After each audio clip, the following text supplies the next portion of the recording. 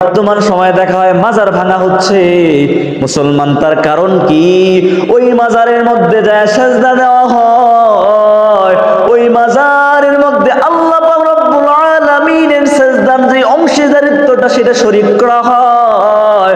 আল্লাহ পাক রব্বুল আলামিন বলে, বান্দা একমাত্র আমি আল্লাহকে সেজদা দিতে হবে, আল্লাহ ছাড়া কাউকে সেজদা দেওয়া যাবে না। মুসলমান ওই মাজারগুলো থেকে সাবধান, যেই মাজারগুলোতে শিরকি কর্মকাণ্ড হয়। ওই মাজারে যাওয়া সমস্যা নাই, যাওয়া যায়, তবে হ্যাঁ কিছু মূলনীতি তোমাকে মানতে হবে। মূলনীতি হলো কি? যে ওই মাজারে কিছু দেওয়ার উদ্দেশ্যে যাওয়া যাবে, অর্থাৎ সবরে সানি বা কবর জিয়ারতের উদ্দেশ্যে যাওয়া যাবে, কিন্তু কোনো কিছু আনার জন্য যাওয়া যাবে না। অনেকেই তো এমন আছে ওই মাজারে যাওয়ার পরে মাজারে যায় মান্নত করে। অনেকে তো এমন আছে ওই মাজারে যাওয়ার পরে বলে, বাবা আমার সন্তান হয় না, সন্তান দাও। বলে, বাবা আমার ব্যবসার মধ্যে লস আর লস, লোকসান, আমার ব্যবসার মধ্যে বরকত বাড়ায়া দাও। অনেকেই ডাক দেয় বলে, আমার সন্তানের বিয়ে হয় না, আমার মেয়ের বিয়ে হয় না। এইভাবে অনেকেই অনেক কিছু চাইতে থাকে, ইত্যাদি ইত্যাদি।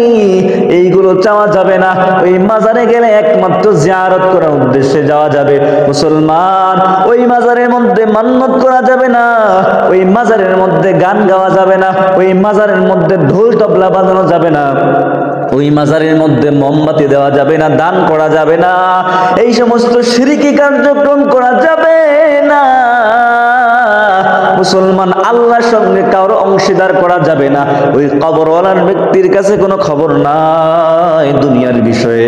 মুসলমান ওই কবরের মধ্যে যে শুয়ে আছে তার কোনো ক্ষমতা নাই, তার কোনো ক্ষমতা নাই।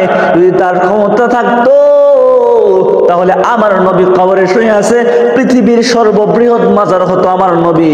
আমার নবীর মাজারের মধ্যে কবর রওজা শরীফের মধ্যে এরকম কোনো নাই, এরকম কোনো ঢোল তবলার কোনো বিষয় নাই, শিরকি কোনো কারবার নাই।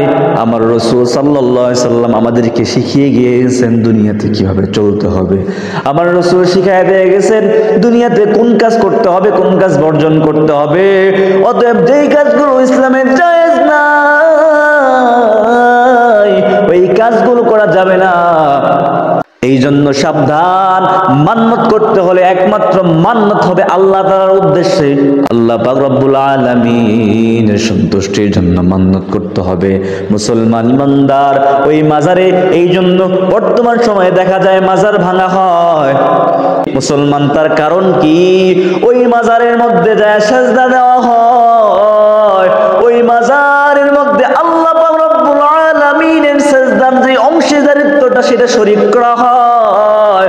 আল্লাহ পাক রব্বুল আলামিন বলে, বান্দা একমাত্র আমি আল্লাহকে সেজদা দিতে হবে, আল্লাহ ছাড়া কাউকে সেজদা দেওয়া যাবে না। মুসলমান ওই মাজারগুলো থেকে সাবধান, যেই মাজারগুলোতে শিরকি কর্মকাণ্ড হয়, গান বাজনা করা হয়, ইসলামের বহিরাগত কোনো কাজ করা হয়। সাবধান, সাবধান হয়ে যাও। এই জন্যই তো যে মাজারগুলোতে এরকম ভণ্ডামি করা হয়, তাওহীদি জনতা ওই মাজারগুলো ভাঙতে শুরু করেছে।